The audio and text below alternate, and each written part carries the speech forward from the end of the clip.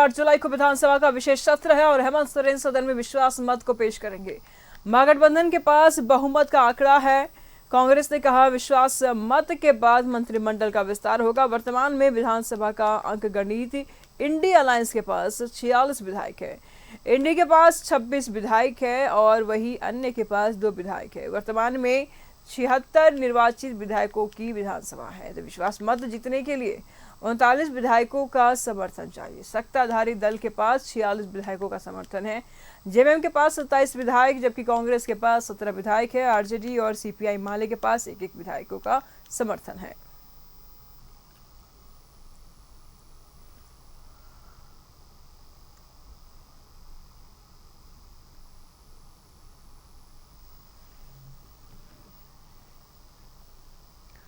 तो एनडीए के पास कुल 26 विधायक हैं और अन्य के पास की अगर बात करें तो कुल 2 विधायक है।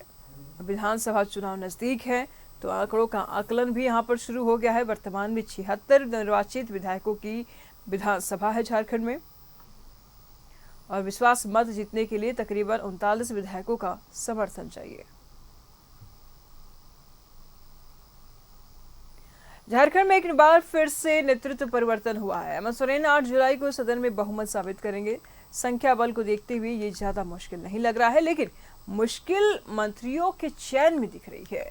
जेएमएम कोटे से मिथिलेश दीपक बिरुवा, बसंत सोरेन, बेबी देवी का मंत्री बनना लगभग तय है। इस बार बैद्यनाथ राम की भी एंट्री हो सकती है। वही कांग्रेस में सबसे बड़ा सस्पेंस है। कांग्रेस कोटे से पहले से एक मंत्री पद खाली है। वही पिछली सरकार में से एक मंत्री बादल को हटाने की भी चर्चा है। चर्चा ये भी है कि रामेश्वर उरांव को विधायक दल का नेता बनाया जाएगा। तो ये कांग्रेस कोटे से 3 नए चेहरों का जगह मिल सकता है। तो आलमगीर आलम की जगह अल्पसंख्यक कोटे से इरफान अंसारी का मंत्री बनना लगभग तय है, लेकिन बाकी 1 या 2 पद पर किसकी लॉटरी लगेगी ये तय नहीं है। कांग्रेस प्रभारी गुलाम अहमद मीर दिल्ली में है, आलाकमान से चर्चा कर रहे हैं। अब देखना है कि 2 से 3 महीने के लिए कांग्रेस किसे लाल बत्ती देगी।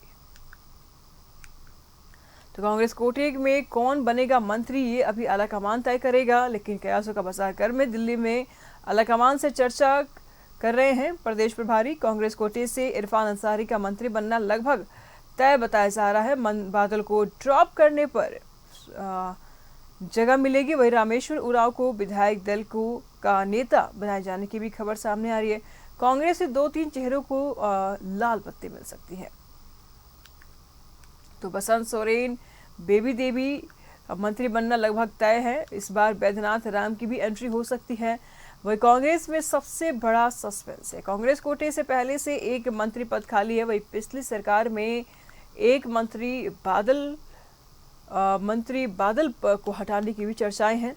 तमाम जानकारी के लिए अमर इस वक्त हमारे साथ जुड़ चुके हैं दिल्ली से। क्या कुछ जानकारी सामने आ रही है, क्योंकि यहाँ पर अगर कैबिनेट की बात करें तो एक जगह खाली है और उसको लेकर के फेसेस तो बहुत है, लेकिन कयास भी बहुत सारे लगाए जा रहे हैं। क्या कहेंगे?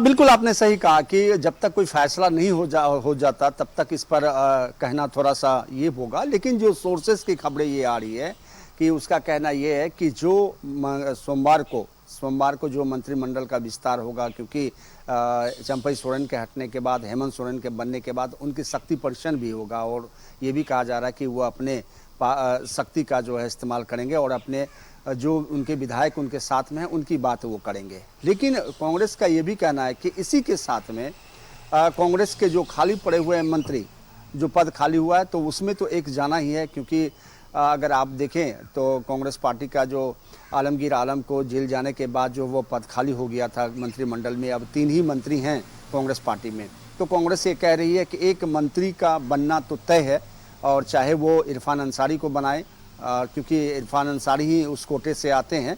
और ये भी कहना है, जो प्रभारी है उनका ये भी कहना है कि जो कैपेबल होगा और उसको भी जगह दिया जा सकता है। जो कैपेबल का मतलब आप समझ सकते हैं। और उसके बाद ये भी कहा जा रहा है कि जो सरकार में जो काम नहीं कर पाए या फिर जो बेहतर परफॉर्मेंस जिसका नहीं रहा उसको हटाया भी जा सकता है, जिसमें कई नाम हैं सामने में, उनको दिया जा सकता है। तो मुझे लगता है कि 2 मंत्री का बनना लगभग तय माना जा रहा है कि 2 मंत्री को कांग्रेस अपने एक तो एक को रिप्लेस किया जा सकता है और एक का जगह खाली है, उस जगह पर जो उनको लाया जा सकता है। सबसे बड़ी बात है कि कांग्रेस पार्टी लगातार ये कहती रही कि जो ही हेमंत सोरेन जेल से बाहर निकले और उन्होंने अपनी इच्छा जाहिर की कि हमको अब मुख्यमंत्री बन जाना चाहिए, तो उन्होंने साफ तौर से उनका समर्थन किया और विधायक दल की बैठक बुलाई। विधायक दल ने उनको अपना नेता माना हेमंत सोरेन के बाद। जो तमाम प्रोसेस होते हैं उस प्रोसेस के तहत जो है उनको मुख्यमंत्री कांग्रेस पार्टी ने अपने समर्थन से बना दिया है।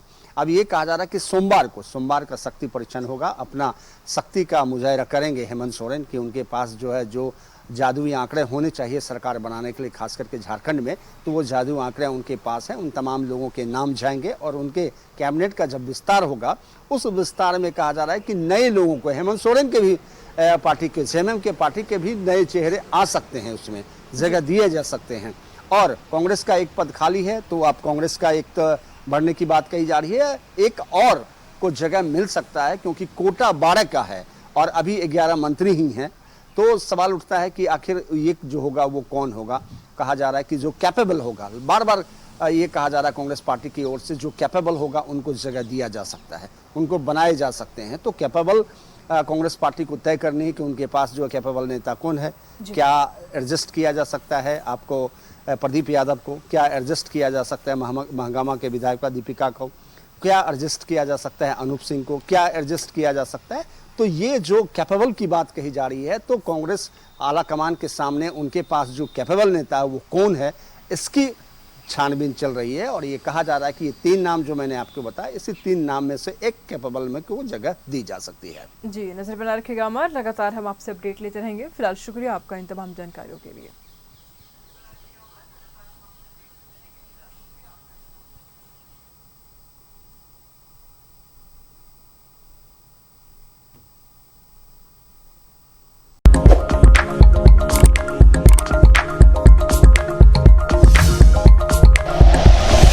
Like and share videos, subscribe करें हमारा चैनल और प्रेस करें बेल आइकॉन। न्यूज़ 11 भारत, सच है तो